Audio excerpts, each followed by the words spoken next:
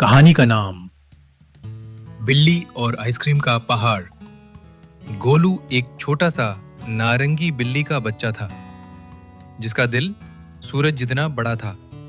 उसका फर चमकीला नारंगी था और उसकी पूंछ के सिरे पर सफेद रंग था।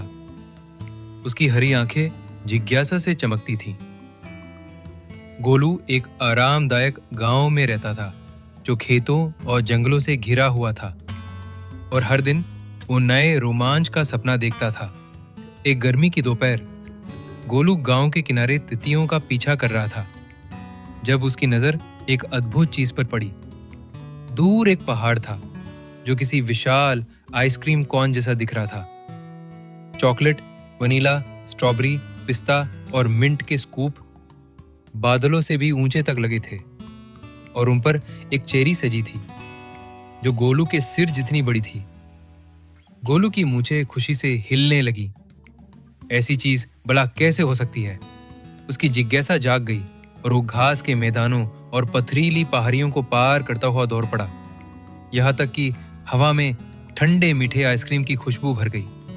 आइसक्रीम पर्वत के तल पर गोलू ने कुरकुरी वेफल कॉर्न की नींव देखी जिस पर धूप में चमकते चीनी के क्रिस्टल थे। पिघलती आइसक्रीम उसके किनारों से बह रही थी जिससे चॉकलेट और स्ट्रॉबेरी की नन्ही नदियां बन रही थीं। गोलू ने तुरंत चढ़ना शुरू कर दिया। अपने सफेद सिरे वाली पंजों को क्रीमी परतों में गड़ा दिया। सबसे पहले थी वनीला, ठंडी और मुलायम, जो उसकी जीभ पर पिघल गई। उसके बाद आई चॉकलेट, गाढ़ी और मखमली, जिसमें फज की नदियां बह रही थी। फिर आई स्ट्रॉबेरी जिसमें चमकीले फल के टुकड़े थे जिसे गोलू की मूछें चिपक गई। जैसे जैसे वो ऊपर चढ़ा उसने पाया कि पिस्ता के स्कूप में जादुई चमक थी जिसने उसमें हिम्मत भर दी, जैसे वो चांद तक छलांग लगा सकता हो। मिंट की परत ने उसमें ताजगी की लहर दौड़ा दी जिससे डर पूरी तरह मिट गया। सबसे ऊपर पहुंचकर गोलू ने विशाल चेरी को पाया। यह किसी अजीब सी रोशनी से चमक रही थी और जैसे ही उसने उस पर कदम रखा एक गहरी गर्म आवाज गूंजी। बहादुर बिल्ली के बच्चे, तुमने साहस, दया और रोमांच के स्वाद चख लिए हैं। क्या तुम आखिरी कौर लोगे ताकि दुनिया की मिठास का द्वार खुल सके? गोलू की हरी आंखें फैल रही। चेरी जीवित थी। ये था चेरी स्पिरिट, आइसक्रीम पर्वत का रक्षक। गोलू को अपने प्यारे जंगल के जानवर याद आए।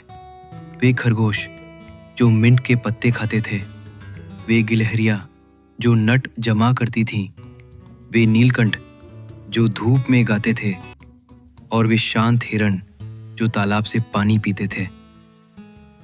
वो ये मिठास उनके साथ बांटना चाहता था, अपने पास रखना नहीं। इसलिए गोलू ने विशाल चेरी का आखिरी कौर लिया। उसी पल पूरा पर्वत पिघलने लगा। गोलू घबरा गया।